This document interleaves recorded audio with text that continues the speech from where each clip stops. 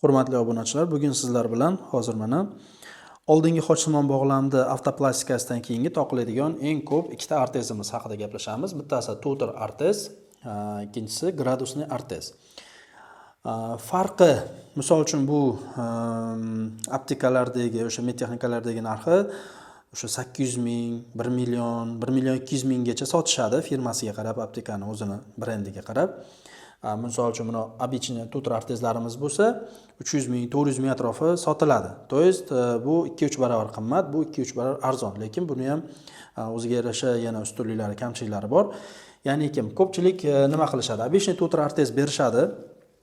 Ko'rib turganimizdek, buni ikkita yonida, orqalarida temir nimalari bo'ladi, tayanchlari bo'ladi. Bu orqali o'sha tizani bukilib ketmasligini oldini oladi.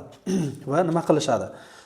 Ular buni oyoqqa toqishgandan keyin 3 hafta davomida bitta polojenda ushlashadi. 3 haftadan keyin sekin bukib yozishni boshlayverasiz deyshadi.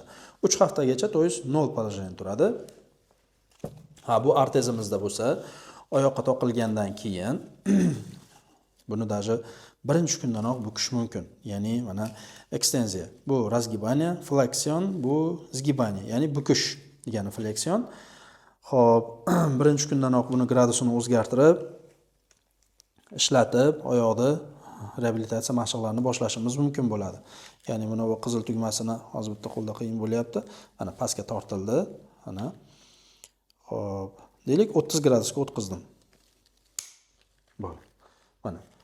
Bu orqali artezimiz 30 gradusga bukilib, yana qaytish imkonini beradi. 30 gradusga bukilib, yana qaytish imkonini beradi. Ikkala tomonda ham 30 gradusga o'tkazish kerak. Shunda tizzamiz kerak bo'lsa operatsiyadan keyin birinchi kundanoq 30 gradusga bukib yozib mashqlarni qilishga imkon beradi. Chunki men o'zim operatsiya qilgan bemorlarimga reabilitatsiya protokol beraman. O'sha bemorlarimizga aytamanki, o'sha 1 hafta to'lgandan keyin 30 gradusga, 2 hafta to'lganda 60, 3 hafta to'lganda 90, 1 oy to'lganda 120 gradusga o'zgartirib bemorlar bukishingiz mumkin deyman.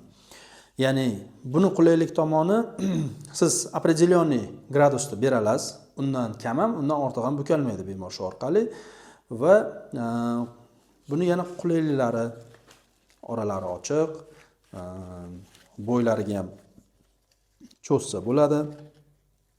Ya'ni misol hammani oyoqning uzunligi har xil bo'lganda, tepa pastlarni bo'yini cho'zsa bo'ladi. Xo'p, yana qulayligi baquvvat, temirlari ham anchagina baquvvat. Shu tomonlama qulay. Endi albatta buni narxidagi farqni hisobga oladigan bo'lsak, hammani tanlovi har xil bo'lishi mumkin.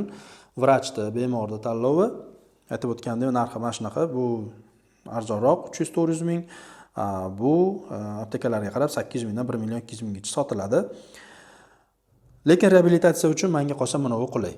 Sababi o'sha 1 haftadan keyinoq o'sha bukib, kerakli darajada mashqlarni qilib, reabilitatsiya uchun tezroq tiklanishingizga imkoniyat beradi.